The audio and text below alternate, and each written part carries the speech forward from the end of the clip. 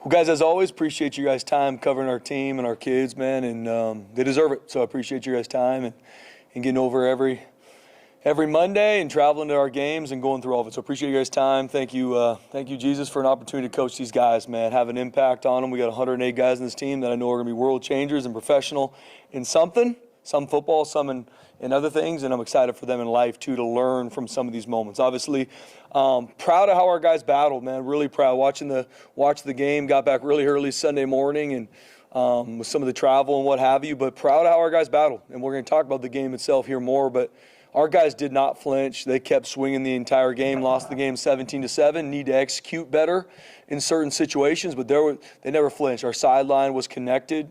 There was a lot of love going around, and our guys battled. We need to execute better in certain situations. Offensively, watching it, obviously there were some variables in the game, right? The weather was a variable in regards to why we ran the ball as many times as we did. We knew going in that was going to be a big part, but we definitely need to find our spots to attack more. We need to be on the attack more as an offense.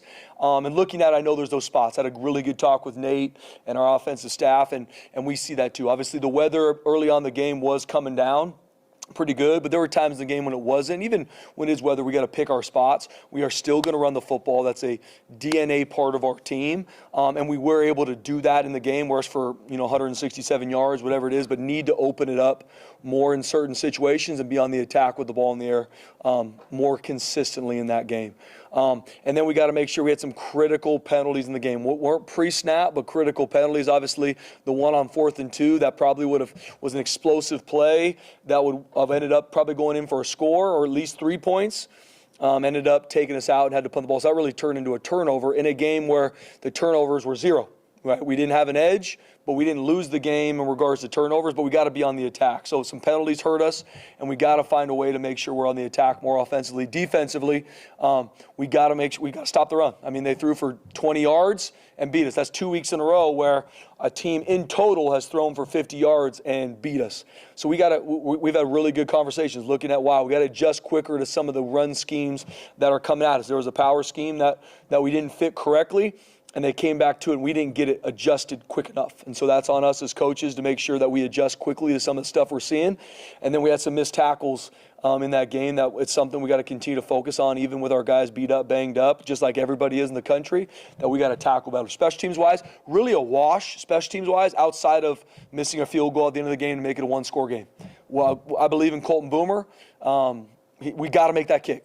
Got to make that kick. That's a huge part of our team and making sure we get those points. And there's some other spots on special teams that we can be better. But really, if you look at it, overall, pretty much a wash, both sides. We got to make that kick, though. They made their field goal. We didn't make ours. So proud of how our guys battled. Wasn't by any means good enough, 17-7. Not good enough. Not good enough, and I take full responsibility, and everyone can have their opinion of what that means, but I really do. It breaks my heart because these kids care, they love this team, and they give their all in practice and for this team. Now, at 6-4, we got senior night on the blue, and it's going to be a sold-out crowd, and we got to protect the blue. That matters to us. We did not do it the last time we're on the blue, and that's really going to be my message. It's not about the next game. It's not about postseason. It's all focus is about senior night on the blue, and us learning from this past weekend, us learning from, okay, how can we be more explosive offensively? How can we do a better job stopping the run defensively? How can we make game-changing plays on special teams where we have not to this point? So that's really going to be our focus this week. Injury updates, Maddox is still going to be out. So he's doing better, but he's still going to be out. Hopefully we get Chris Marshall back. He's done a good job in rehab, and so hopefully we get him back practicing, and he'll be available. Jason Steele's going to be questionable. I don't see him being able to play, but he's done a really good job focused on his rehab and getting back ready to play. Sherrod Smith, hopefully we can get him back. He was close. He was really a game-time decision, so hopefully we get him back, and he can be rolling. Malachi Williams, our number 2 D-end, he's banged up. We'll see if we can get him back. That's really the quick update there. Amarion McCoy had a knee injury about 6 weeks ago and elected just to fight through it, battle through. I mean, he has to get his knee drained like twice a week because he's battling. It got tweaked again in the game on Saturday, so he's going to get surgery this week, and Amaron's going to be out for the season. It's a hard moment because he loves his team, and he's been absolutely battling. But at this point, it got tweaked again, and he can't go out there and perform the way he knows he needs to and we need him to. And so he's going to get surgery and get it fixed. So he's going to be out there later this season. He's going to do a really good job making sure he helps lead this team because he's been battling, man. I'm so proud of that kid. I mean, the amount of times he has to live in the training room and get it drained and be right, that's because he loves his team. That's because he loves his team, and we're going to miss him, but he's going to do a really good job leading his team. That's really pretty much the injury updates. Talking about Colorado State, I mean, they're a good football team. Tyson Summers, their interim head coach, I've been in that spot before, and they haven't flinched. I mean, you see them and how they've been playing. They've been battling. I mean, you look at even what they're able to do. I mean, they beat up on Fresno 42 to whatever. They had New Mexico. That game's really theirs. They throw an interception late. They lose, I think it was 20-17. So it's a good football team. And so we're gonna focus on them and focus on the schematics they present so we can be on the attack. But we're doubling down on us, making sure that we learn, we grow, and our best football team shows up on Saturday night. Offensively, what they do, they got a really, really good group of offensive linemen, really long, really athletic. They really get you moving lateral, and they create explosive plays. They got a slew of running backs that do a good job. They really play with 20 and 25, do a good job. Quarterback-wise, they played really two. They played number 7. They played number 3. They're kind of back and forth a little bit with their quarterbacks. I think we're probably going to see more of number 3. He really played a little bit more last Saturday against New Mexico. He threw for a bunch of yards. So we'll see who we get. We'll plan for both of them. Receiving core solid. Tight ends do a good job. They put you in a lot of conflict. They do a lot of different formations, and they do a good job offensively. Defensively, they're a little bit different. And obviously Tyson Summers has done a really good job there defensively. They put you in a lot of different conflict with their fronts. They stem and move out of their fronts. They get in a lot of different odd front structures. They'll play in some 2-5s and a 0. They'll move to it with different personnel. They got good coverage adjustments, and their guys play really, really hard. Their back end can run. Their linebackers are really savvy with some of the run fits they put them in, and they play really hard. They do a good job creating takeaways. So we got our work cut out for us. It's going to be all about us learning, growing, and being our best. So with that, I can open up for questions. When you go back and look at the play calling and you say a lot of it's the weather, how much of it is the weather and how much of it is it not wanting to throw too much on a quarterback who maybe doesn't have quite the experience? Yeah, I just think there are variables. That's why I use the word variable. I'm not saying, like, the weather was just a variable in the game, right? Having Max is just a variable, but we believe in him. We believe in Max. We did not put him in situations to attack downfield enough, and that's on us as coaches. And looking at it, after the game, like I said, when I talked post-game, I had to go watch the film to make sure, and after watching it a lot and making sure me and our offensive coach on the same page, we had more opportunities to attack downfield, more opportunities to get the ball in the perimeter, more opportunities to give our playmakers the ball in space, and we didn't. So we got to make sure we do a better job of that going forward. We're still going to run the football, but we got to do a better job opening it up. Max this week, or is it we are. still room for Yep, it's going to be Max. We believe in Max. And we obviously he's got to have a really good week of practice. He's got to continue to grow and perform in practice. We put a premium on practice performance. But I believe in Max, and we got to make sure we give him opportunities to attack more. So when that mentality to attack on the offense doesn't happen in the middle of a game, what happens? What's the breakdowns there? Yeah, first off, we got to do a really good job as coaches, Prater. We got to make sure, the 4 games we've lost, and this is not just on our offense, but just now that we're speaking offensively, we've scored 7 points, and we've been shut out in the second half in all of our losses. You're not going to win football games if that happens. So what are we adjusting at halftime? How are we going to put our players and our playmakers in better spots in the second half? What are some things we're seeing that we can exploit in the second half? And we're going to do a better job with that. We knew that was a focus, but we obviously didn't.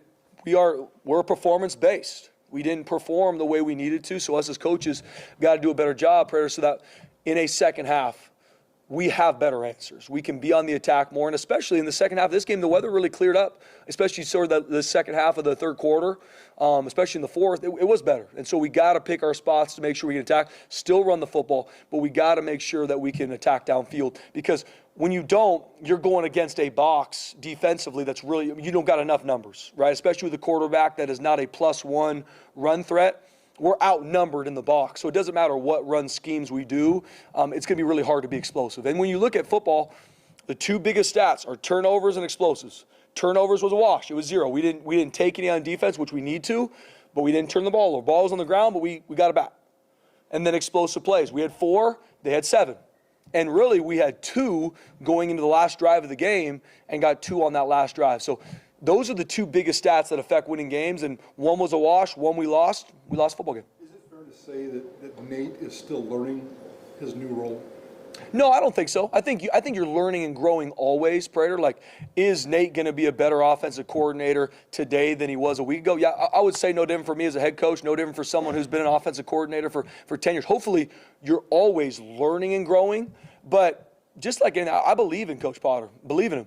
I know who he is as a coach. I know how he sees the game. I know he pours in our players. I know he's got answers. Now, are we performing to the level we need to offensively? Absolutely not. But for me, I don't directly go to, you can't do it, or you're not good enough. I think to me, that's a very average leader, that the second maybe a player doesn't play well in a game, all of a sudden you just write them off? Or is there something you're missing? Is there ways that I got to support Nate more? Are we getting enough, are we having enough conversations throughout the week? Are we putting our players in good spots? And it's holistic. We are not performing the way we need to offensively, and our players care. They are battling. So it's on us as coaches, and we got to put them in better spots. The schemes, didn't matter, but I don't think there was any play action. You didn't have any like 2-back sets. Yep. I mean, it seemed like a lot of just basic run plays. I mean, how do you look at the types of plays you're running in terms of, I know you want to run the ball, but can there be more variables and creativity there? There needs to, BJ. Yeah, we need to put a defense in more conflict. We need to find ways to put them on their heels more than we did in the game. And we got to be better. And we had some things in the game plan that we didn't use, that we had good conversations about why, and making sure that we don't leave those bullets unshot. We go into a game, and I think the question was asked to me after the game, like, we don't go into any game planning to lose. We go into every game planning to win. And that's on us as coaches to have the plan and then to go out and execute the plan. But we didn't. We had some of those bullets we didn't shoot, and we got to make sure we use them. In terms of the in-game adjustments, how do you guys think you do as coaches there? Because a lot of the stuff you say, oh, we saw it later and we should have done this. I mean, where's that breakdown and that communication during the game, why some of those changes can't come sooner? Yeah, we got to be better, BJ. Yeah, I mean, especially in this day and age with iPads and all that, like, we know what it is. Why are we not adjusting and it being executed on the field in game? Because it's too late on Sunday to make adjustments, right? It's easy to sit in my chair in my office and say, oh, this is what we could have done, should have done, just like everybody's going to do with us. We got to make in-game adjustments better. So we're having good talks to the staff, and this isn't brand new. Last weekend against San Diego State, We've been shut out in the second half of multiple games. We've had more points scored us on the second half in these losses than we have in our wins. We got to do a better job. And defensively, there's some similar things too. There's a couple run schemes that once we got them fixed, we were in a good place, but it still took too long. And in the game we play, we're playing really good teams. We're on the razor's edge. We got to make sure that we adjust quicker, and we're going to be better for that going forward. But now it's for us making sure in real time, what are we doing? How are we using the iPads? What is our conversations when our side of the ball is off the field? How can we get this fixed? Where are we losing this? Those are conversations we're having with staff. When you have those exact same conversations in game, what's Zach's role? Yeah, for me, and that's why the second our offense is off the field, I'm switching over to defense. So it's conversations with our offense, what's going on. And our entire offensive staff does a really good job. Hey, these are the things we need to get to. I can't speak to exactly what's being said because the second one side of the ball is out, I'm on the other side of the ball focused on that side, Prater. But from talking with Nate and talking with our entire offensive staff, everyone has good opinions and where we're going to go to, but it has to be better. The product is not what it needs to be, especially because our players care and they are working their tails off. We need to be better as a coaching staff. There's been games where it has been clicking, where you are scoring 50 points a game. Is there anything you can look at and see, say, okay, we were doing those things in these games that you necessarily weren't doing when in the losses? Yeah, absolutely. I mean, we've been explosive as an offense this season. As of late, we have not been. So why? And there's no excuse. Weather's not an excuse. Who's in the game's not an excuse. We have to be explosive in offense. And we have enough. We have what it takes. So it's on us as coaches. Like I said, I'm proud of our team. I'm proud of our players. The product on the field is not what it needs to be. If our effort from our players is there and they're working their tails off, that's a coaching issue. That's on us, starting with me, and that's on our coaches to put them in spots to be explosive. I know hindsight's 20/20. Looking back at the film with Max, and I know there was an emphasis to run the football against SDSU. Was the conversation, hey, we need to let Max kind of air the ball out a little bit more headed into this game? You talking about going to Colorado State?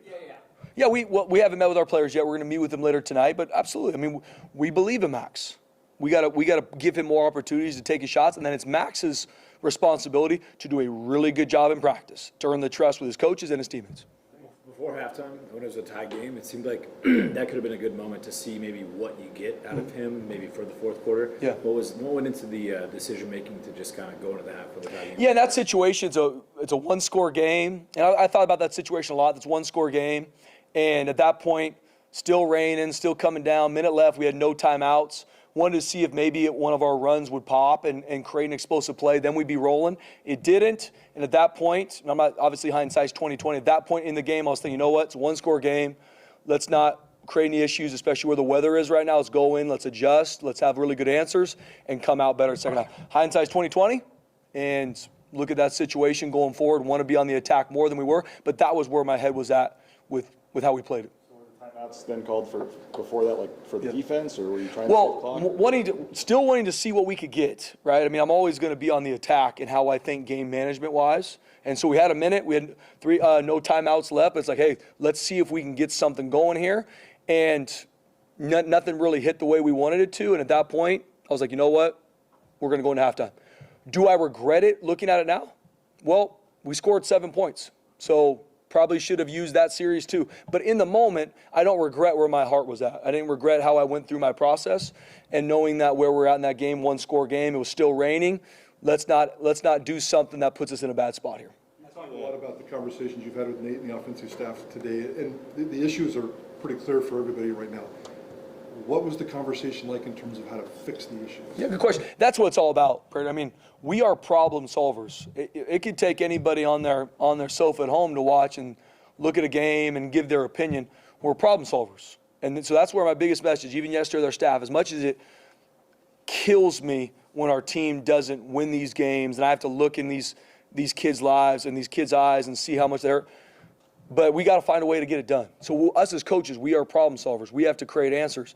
And so that's what we're going to work to do. How do we do it in practice? This week in practice, we're going to be very simple, very, very efficient with our time.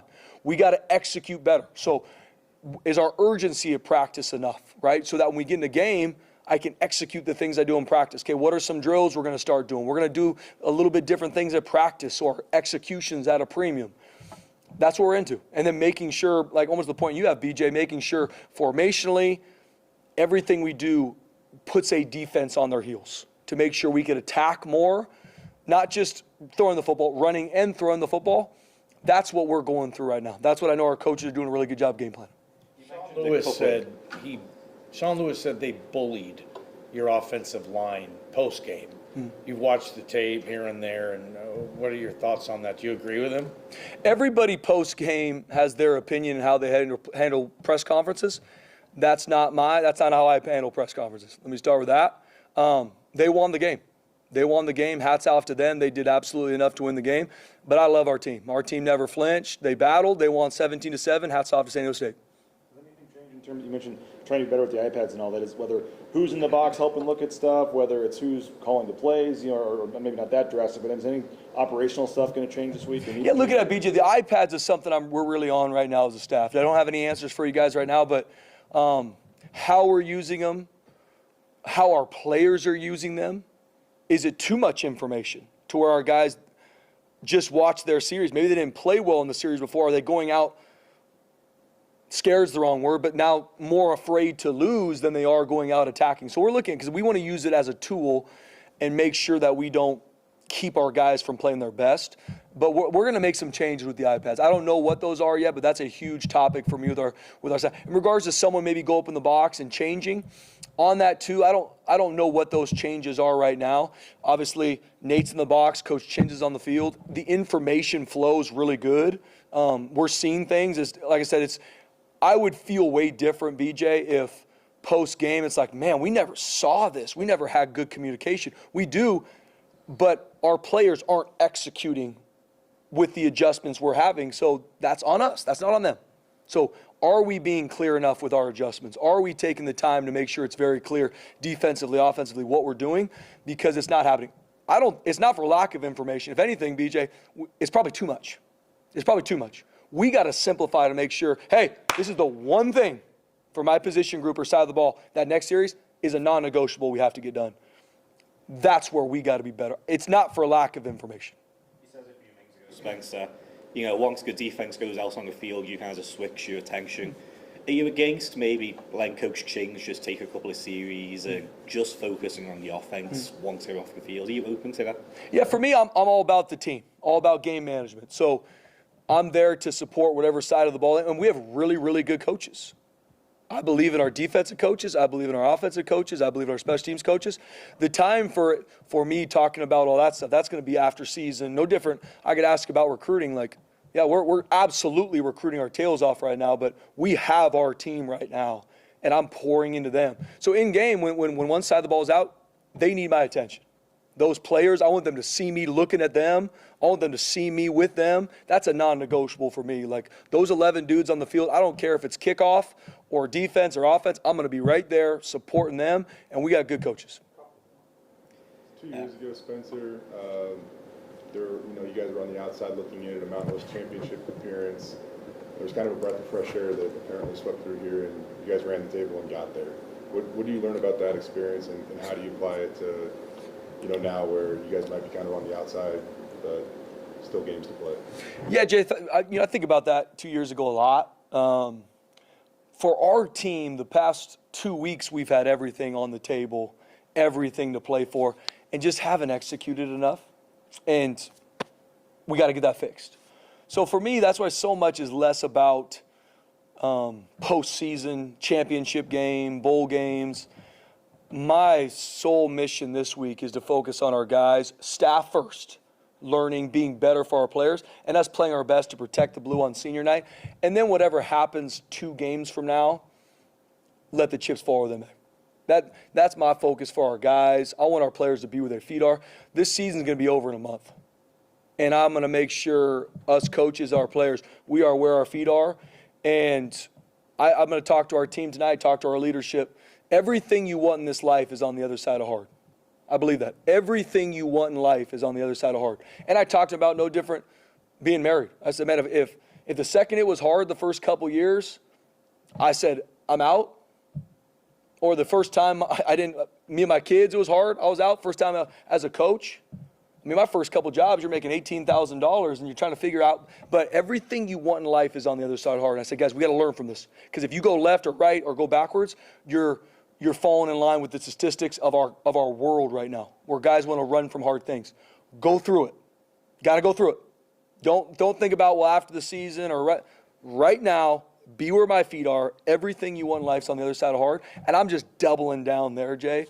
But what I do know, what I learned a lot 2 years ago, is a team that blots out what people are saying about them, blocks out what's going to happen after season, and doubles down on loving their team, focused on being where their feet are, and having a blast playing football. Anything is possible. You mentioned the 2 quarterbacks that you're facing. What are their differences in play, and does that kind of make it a little harder to prepare, having to prepare for 2 different schemes? Yeah, both of them are athletic. Both of them can throw. They both can run their offense really well. I think, 3's a freshman. 7, I want to say, is maybe a sophomore or a junior, so 7's a little bit older than him. They're both athletic. They both can do a lot. Obviously, they both have some things they do differently. We got to be really aware of who's in the game, but they both can run the offense really well. Senior nights, Latrell Caples, feels like this dude's been here almost as long as you have. Just what can you say about what he's meant to this program? Oh, man, Latrell Caples is a young man that choked me up and thinking about, that I have the utmost respect for. I mean, a guy that, and I ask people, please just even watch the San Diego State game. I mean, watch for 22 plays in a row when we ran the football, he's blocking his absolute tail off. Team guy, loves his team. We even met as a leadership group, which he's on, and just talked about being where your feet are. And he even said, I'm a senior. There's a lot of things after this season that I got to get figured out. He's like, but the time's not now. The time's to be here, to finish what we start. And I think the absolute world of Latrell Caples, I love him dearly. I believe that the best is still to come for him in this life because of who he is, and this will be home for him forever. Where do you start with cornerback competition with McCoy this week? Yeah, we're going to start with Freeney and Sherrod Smith, And they're going to go, obviously, Sherrod's injury. We'll see kind of where he's at, but those two will definitely go at it. Franklin Johnson is going to have a shot too. And DeMauro does a really good job rolling guys. Obviously, we've played really well at that position this season. So it's going to be, we're going to turn the heat up, and we're going to still roll guys. You even see in game, we're able to get a lot of guys in. But those will be the two that first kind of have their first shot at. But we'll roll Frank too, and we'll even see Trey Tolmere maybe. But we're gonna roll some guys to see going into a game who's our four. Have you started writing the letters for the seniors? I'm actually starting today. Just how long does that usually take you? What's kind of your process for doing that? Yeah, it takes me about a week. I think about it. I started thinking about it in the bye week just because some of the things I wanted to speak to individual, and just each one takes me a while because, I mean, I love these kids. And especially like even talking about Latrell Cable's, like, golly, that letter's going to be hard just because I care about him and his life. So I usually it takes me a while. I spend a good amount of time on it and usually do it at night or early in the morning when it's just kind of me here and just thinking about these kids, praying for them. And I always want to be in their life as someone, especially when this is over. I never want anything from them. I'll never call because I need something. I want to just call because I love them, and I want to always be able to speak truth into their life. And that's what it is. What's your number for Saturday then? 20? It's a good question. Okay. Yeah, I'm trying to think off the top of my head. 18, 20? Yeah. Thanks, guys.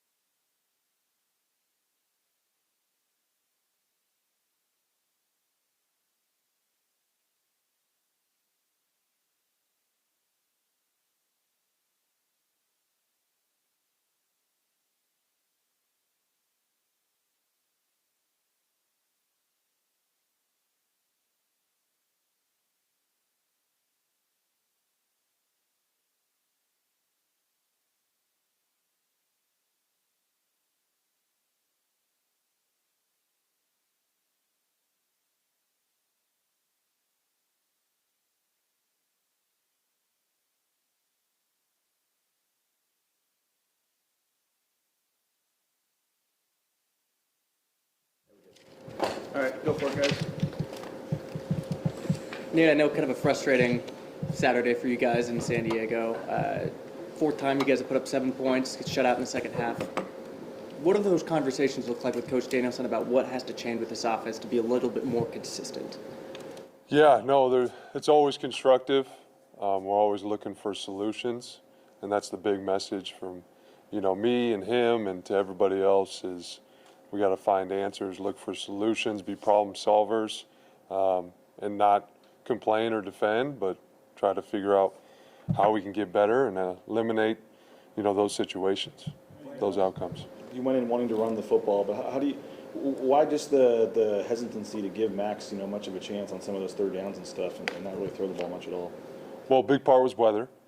That was a big part of it throughout most of the game, but also that was part of the game plan too, was to be able to run the ball, especially in certain situations like third down, and be smart and be calculated with when we throw it. But, it changed based on conditions, situations. Obviously, looking back on it, you wish you would have done things differently, but that was kind of the game plan going in for multiple reasons. You guys are either scoring 7 points or 45 points.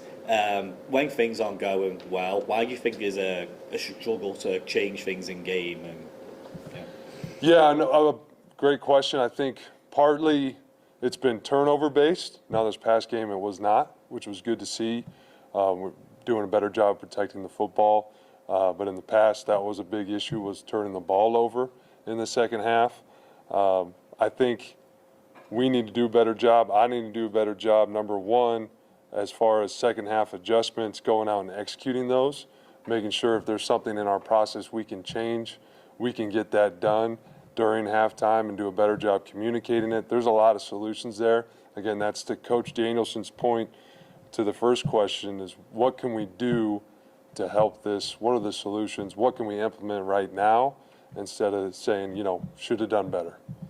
So I guess you kind of touched it there. Is there anything that you can think of or you'd like to see that the coaches can do operationally? Yeah, there's things that we've already pinpointed as an offensive staff that we're going to do differently in our prep leading up to the game and then at halftime to help with how we respond in the second half. You know what those things are, I guess. No, those are between staff and myself. The types of plays you're calling too, in terms of you want to run the ball, but is there more you could do in terms of, we didn't see any kind of two-back sets. I mean, is there more you can do? I mean, we saw the pitch, I know, on 3rd and 3 to Sherrod. I mean, in terms of the types of running plays you're calling, do you think there could be a little more variety there? Or? Yeah, I think there's always, you want more variety, but I think, again, it's defensive-based, it's personnel-based, it's quarterback-based. There's a lot of things that go into play, also offensive line. I think we overall run a lot of schemes, but, again, it's pinpointing what can we be the most successful at with the personnel that we have. Overall, within that game, I thought there were times that we did a really good job running the football. Obviously, it became very one-dimensional for a lot of reasons, and we got to get that fixed. But I thought the guys did a good job playing really hard and playing physical. Seeing the way Max played, particularly in the fourth quarter, does that give you more confidence into opening it up earlier in the game this week? Absolutely. I mean, it just gives me more confidence, gives everybody confidence, gives them self-confidence. Those are good game reps where you did a good job throwing the football late in the game. That was great to see, and I think that's just part of his progression and him continuing to get better and what it's like to actually get those game reps and how you develop as a player when you get those. His name came up a few times last week and paid attention to pregame warm-ups. It looked like Zeke was kind of warming up his QB too. What has he kind of done to walk on out of Meridian High School to work his way up into that role? Yeah, Zeke just does such a good job kind of starting in whatever his role is. You know, even coming in just as a true freshman, you know, he was always vocal. He was leading the young guys. He always attacks everything he does. And so I think that showed up when he was down at the scout team. Defensive coaches will tell you he just makes plays. He's kind of got that it factor about him. He just stars in the role he's in. And when you do that, you earn opportunities moving forward. What do you envision for his future? He's kind of a wildcat guy, but moving forward, as well as he's progressed, where do you see him fitting into this offense? It's tough to say, you know, within the role he's in right now. The biggest thing is he's got to be prepared on a weekly basis because you never know when your number's called. I feel like Sire played the other night. I mean, Really well, yeah. I thought it was his best game, and then he had a couple critical penalties at the end of the game that, you know, obviously crushed him, and he's going to be hurting about. But I thought overall it was his best game if you take away those two penalties. What's happened with, I guess, Matt Lauder and maybe his frustrations? No one wants to get him the ball more than you do, I'm sure, as his position coach. But just why hasn't that position been more active in this offense as far as just stats go? Yeah, that's a great question. I think partly it just hasn't been there. You know, we've called it, or then we just haven't executed it. It's just one of those things. We're continuing to find ways to get them the ball, but I think that's just kind of how this season's progressed, and he's done a really good job. Obviously, he's a playmaker. He wants the ball, but he's done a really good job owning his role, whatever that may be, even within a game. If the ball doesn't come to him, he's not letting it affect him. He's still doing his job in protection in the run game. So really proud of him. I know I got to get him the ball more, but really proud of just how he's responded overall this season and what he means to this offense. Montreal Caples, he got here when you were still in your Montana State period. Just what can you say for what he's meant to this program and how long he's been here? Yeah, he kind of epitomizes the toughness and the mentality that you want within a program, how intelligent he is as a player. I mean, we ask him to do a lot of different things on special teams as well, and he just goes out and does it. He doesn't even think about it. He just goes and executes and does his job. So really proud of who he is as a person, but of course as a player too. How big of a leader has he been, especially in that wide receiver room? As you know, obviously, Ben is out, Chris has injury and stuff issues. Just what's he been like for that room? It's been huge for the room, but also for the team and for our offense. You know, he's vocal and he models the way, and I think that's so important, especially an older guy like himself. Spencer mentioned you guys had some other stuff that you just didn't get to in the game, and I don't know how specific you want to get, whether that's Wildcat or any kind of other type of stuff, but just what in terms of what you didn't get to and why that didn't happen, what I know it goes back to the in-game adjustments. What do you kind of look at it from that standpoint? Yeah, I mean, we want to be on the attack. Well, we weren't last game, and there was things that we had in that we didn't get to for a variety of reasons. Not going to make excuses about it, but each week we go into it. We want to make sure that we have those bullets, and I got to do a better job of making sure we execute those and call those. I don't know if you knew it at the time, but when you find out later you ran 22 plays in a row, running plays, what comes to your first thought when you think of that? Again, I think there's a lot of factors. I mean, there's the weather, there's the game plan, there's what we're executing. I loved it because we were moving the ball well doing that. And again, you cannot be one-dimensional. I know that. I'm not making excuses for it. We got to get better in a lot of ways. I have to get better, number one. But I am proud of the way those guys battled and what they did on those 22 consecutive runs, and it means a lot to me that they gave it their all for this team. What are you seeing from Colorado State, and I guess how can you see Max maybe being a bit more in that game? Yeah, they're multiple defense, they're attacking defense. They do a lot of different things, front-wise, pressure-wise, coverage-wise. So there's a lot to look at as an offense. So there's great opportunity. I think we keep building on what Max did. And how he's getting better, and there's a lot of opportunity for everybody to have an impact. What did you make of how he did? I mean, you didn't ask him to do a ton, but he obviously, in terms of how he managed the game and what he did out there, what'd you think? Oh, very proud of him.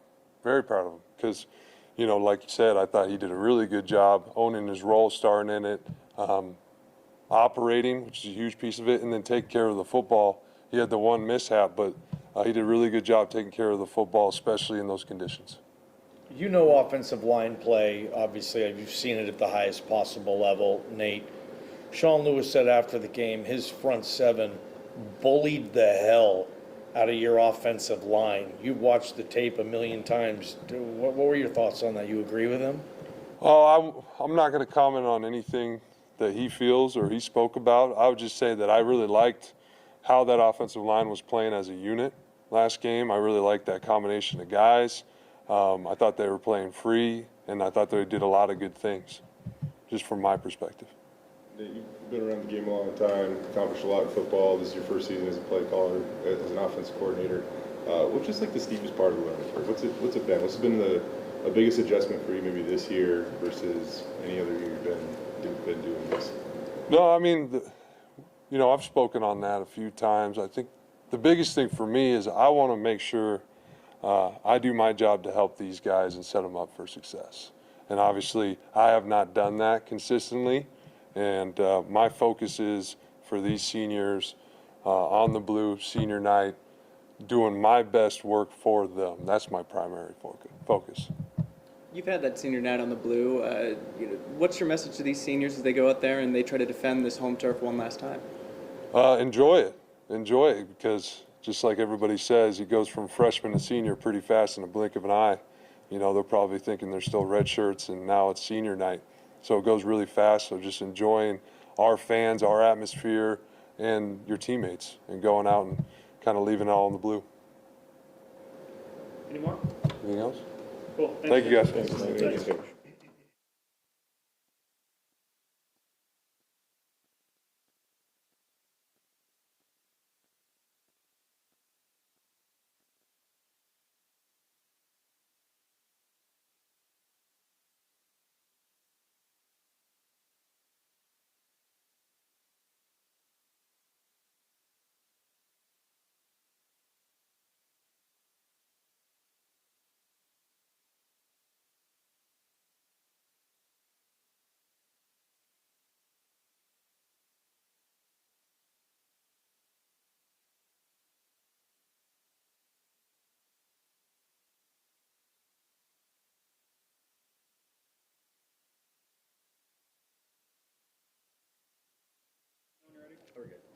Thank you.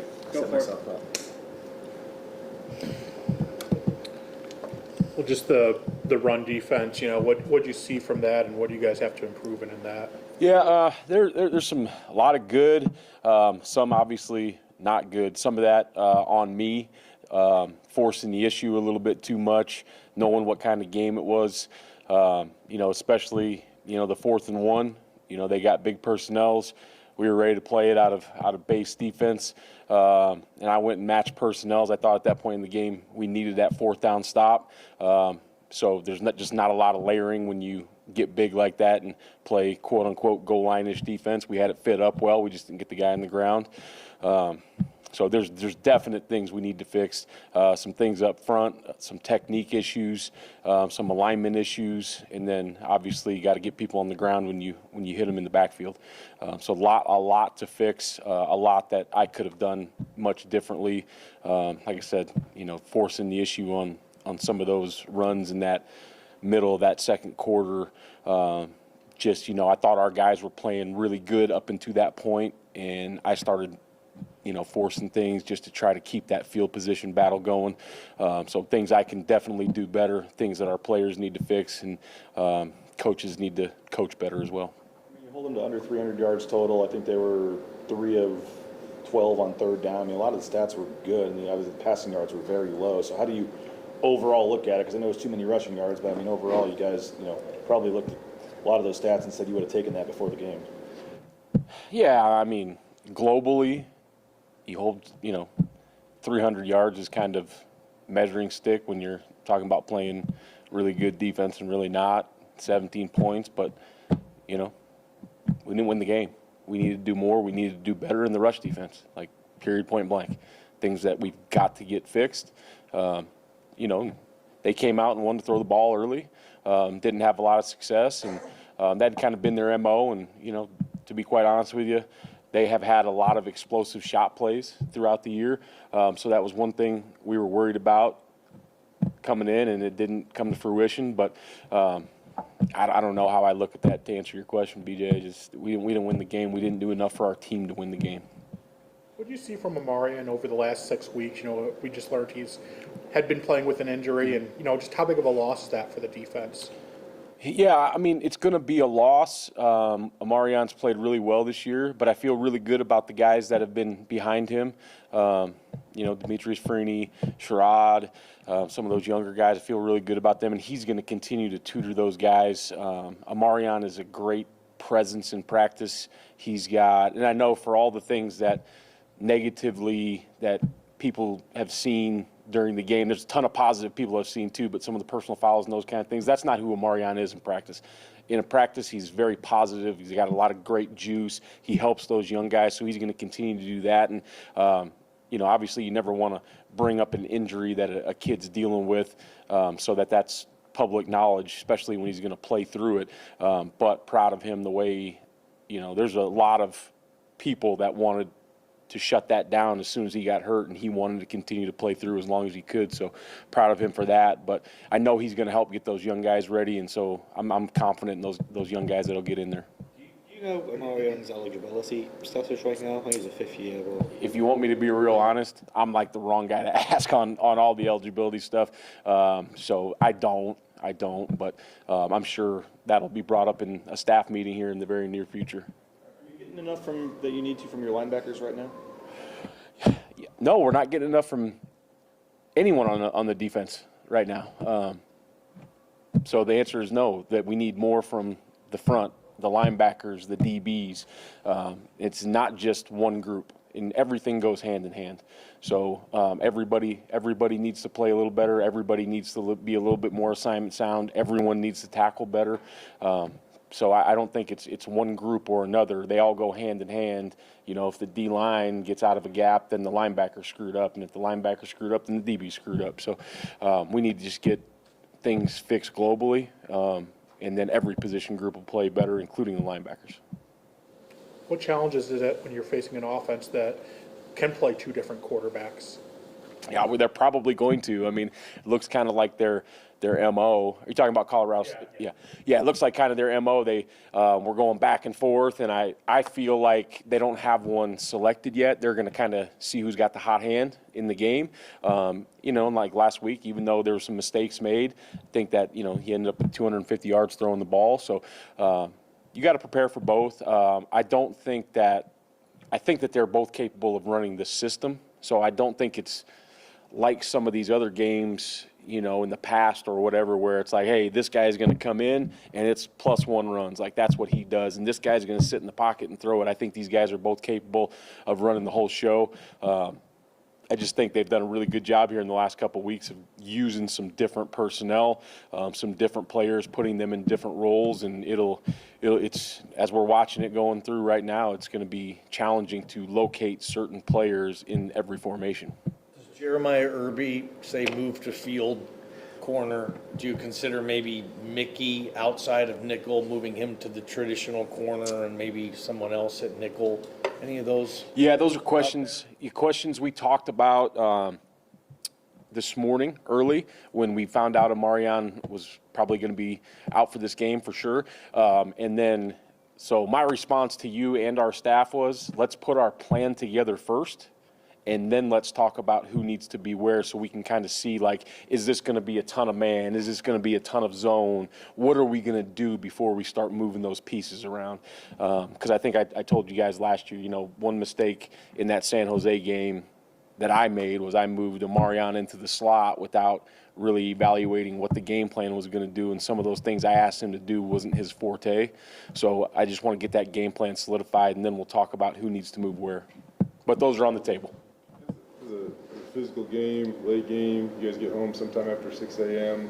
What's the challenge of this turnaround, Erik? I don't know. I think, these guys that are playing are pretty young yet, so they're used to staying up late and probably not having a lot of sleep on the weekend. But your body's always a little bit more worn down, so we got to do a good job of taking care of those guys. And Coach Danielson had a good plan for the coaches. We came in directly after the plane landed, so that wasn't fun, going all night without sleep. But I think that you go home and take a quote-unquote nap, then you're really in trouble, So we came in and got that game broke down, got a lot of our work done, and then we were able to go home a little earlier so we could get fully rested for today. So I think Coach has a good plan for us. He had a good plan for the student athletes, but there's always challenges, It's like coming back from the island a little bit. So what time did you get out of here yesterday then?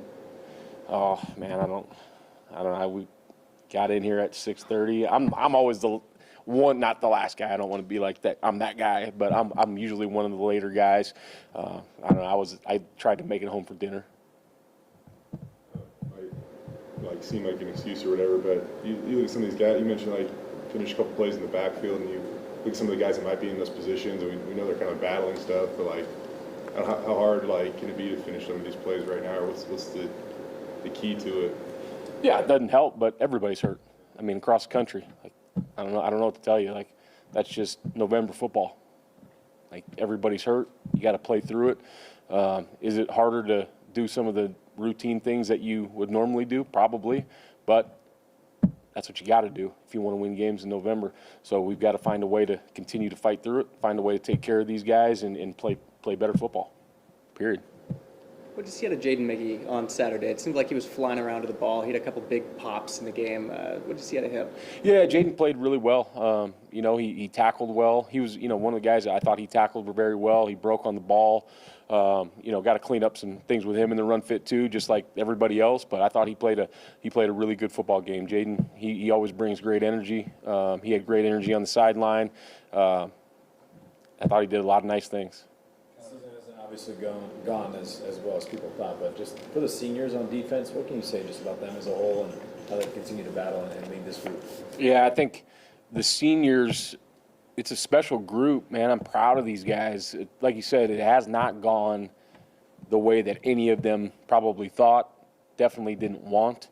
But I love these kids, especially those seniors that have, those guys have all kind of been here, other than a couple transfers. But those guys were all here when, we had the ups and downs a couple years ago, and they were here through really good, and they here through a season where it didn't go quite like they wanted it to, and they've never quit fighting. They've never been negative in any way. They've always tried to help these young guys, and they're just guys I like to be around off the field. Like, they're good football players, all those kind of things. That that is what it is. If they weren't, they wouldn't be here. They wouldn't be starting for Boise State. But I like being around these guys off the field. So they're guys that I want my kids to be around. I want my wife to be around. So it's a special, special group, and it's going to be hard to watch these guys go. But at some point, football ends for all of us at some point. With that said, I mean, kind of a common sense answer, but based on how the last home game went, I mean, just how badly do you want those seniors to kind of have a better feeling this week on the way out? Oh, man, I want it really bad for those guys, which is, you never know what happens. There's a couple hard weeks left in this conference, so anything can happen. But this might be their last game on the blue, and I want nothing more for them to have a very, very positive outing and to walk off that thing with a win. And, want it for the Boise State nation too, for all the fans that have paid money to watch us play, for all the ones that cheer for us when we're at home. I want those wins for all those people because we need that to finish this season strong at home.